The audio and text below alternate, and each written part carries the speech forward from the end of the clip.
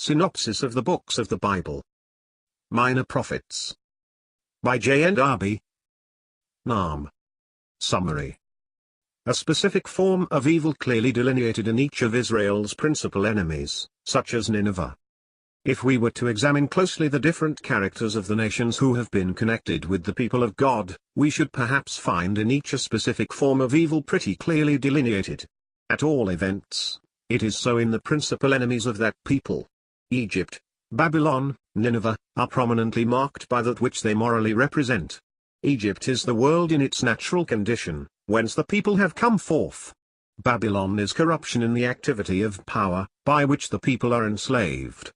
Nineveh is the haughty glory of the world, which recognizes nothing but its own importance, the world, the open enemy of God's people, simply by its pride.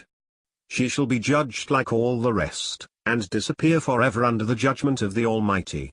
Jehovah has given a commandment against her, that no more of her name be sown.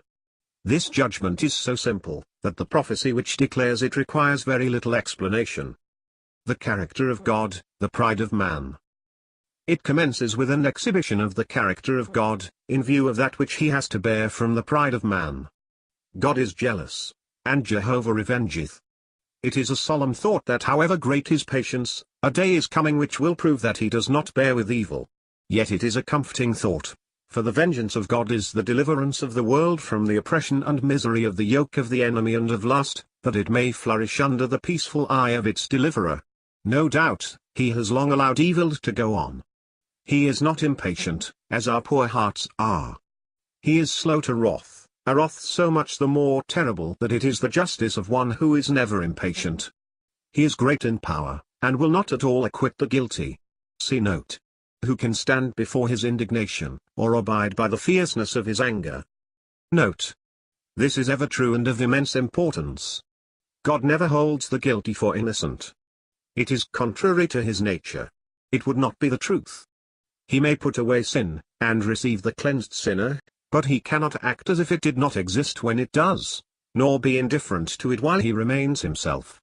He may for good chastise, and to show his government, that is, deal with sin in this respect, or he may have it entirely put away and blotted out, according to the exigencies of his own nature and glory, which is salvation for us, and both are true.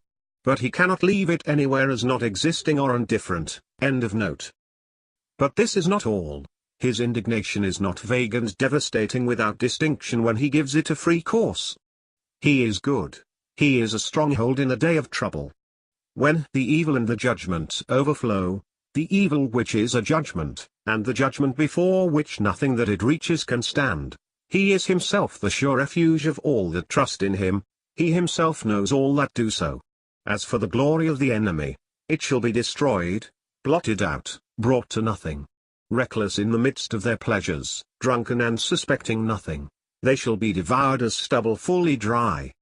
The Assyrian who imagines evil against Jehovah at first prosperous, his yoke broken forever. In Nahum 1 verse 11 we find the one so often mentioned by the prophets, the Assyrian, who imagines evil against Jehovah. Verse 12, although obscure, applies, I think, to Israel. Israel, too, alas, boasting of their security and strength according to the spirit of the world will undergo the invasion, the overflowing of the great waters, the scourge of God. But when this passes through the land, that is, of Israel, they shall be cut down. See note, compare Isaiah 28 verses 18 and 19, 14 verse 25. But this scourge completes the judgment of God, and the deliverance of Israel, the prophet says, should now be complete and final. Compare Isaiah 10 verses 5, 24 and 25. The yoke of the Assyrian should be broken forever, and the proud and hostile power of the world destroyed, as the anti-Christian corruption and rebellion had already been judged. The good tidings of full deliverance should be spread abroad, and Judah should keep her solemn feasts in peace. Note. If not, the thought is, though the Assyrians are prosperous and safe in full prosperity, yet, as Sennacherib, when they come into Judah they shall be cut down, and then, as in Isaiah 10, Israel's deliverance should be final. End of note. God's partial judgment a forerunner of a future final one. I doubt not that the invasion of Sennacherib was the occasion of this prophecy, but most evidently it goes much beyond that event, and the judgment is final. This is another instance of that which we have so frequently observed in the prophets, a partial judgment, serving as a warning or an encouragement to the people of God, while it was only a forerunner of a future judgment, in which all the dealings of God would be summed up and manifested. The wicked should no more pass through Judah, he should be utterly cut off. Complete fulfillment of judgment when the Assyrian returns. If God permitted the total devastation and ruin of Jacob, it was because the time of judgment was come, a judgment that should not stop there. He began, no doubt, at his own house, but would he stop there? No. What, then, should be the end of the enemies of God's people, if he no longer endured evil in his own people? Let Nineveh, then, now defend herself if she could. But no, that den of lions should be invaded, and the young lions destroyed and unable to defend themselves. See the same argument at the end of Isaiah 2 and the commencement of chapter 3. Jacob was judged, the whole family, as well as Israel, emptied and ruined, and now it was the turn of the world. However great the pride of Nineveh, she was no better than others of whose ruin she was probably herself the instrument. Assyria and Egypt had long been rivals. The strongholds of the Assyrians should be like figs that fall with the first shaking, and their people without strength should be but as women. The ruin should be entire. Fire should devour them.